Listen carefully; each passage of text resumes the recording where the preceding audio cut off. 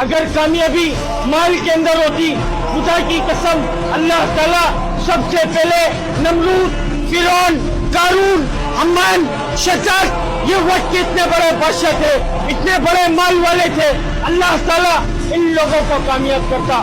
کیا نہیں تھا ان کے پاس؟ اللہ کا حکم نہیں تھا، نبی کے طریقے نہیں تھے. اللہ تعالیٰ نے ان کے مال کے ساتھ ان کو زمین کے اندر غرق کر دکھایا. اللہ کے واسطے میرے بھائی، ہم سب اللہ کے غلام ہیں.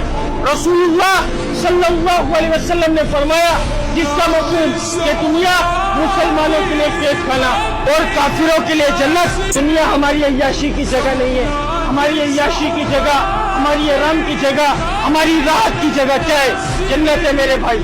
اور اس جنت کا کیا ذکر فرما رہے ہیں کہ وہ جنت اللہ نے کس کے لیے تیار کر رکھی؟ اللہ تعالیٰ نے جو اس دنیا کے اندر اللہ کے حکم کو نبی کے طریقوں سے پورا کر جائے گا، اس جنت کا حقدار وہ ہے میرے بھائی.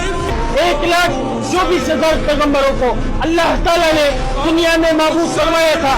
نبی آیا کرتے تھے، اپنی قوم پر، اپنے قبیلوں پر محنت کیا کرتے تھے، مخلوق کا تعلق مخلوق سے ہٹا کر خالق کی طرف جوڑا کرتے تھے. ہم سب کا ایمان، ہم سب کا یقین ہمارے نبی رسول اللہ صلی اللہ علیہ وسلم آخری نبی، قیامت تک کوئی نبی، قیامت تک کوئی نبی. اب دین کو کون پھیلائے گا میرے بھائی؟ دین کو پھیلانا میری، آپ کی، ہم سب کی، پوری امت مسلمہ کی ذمہ داری.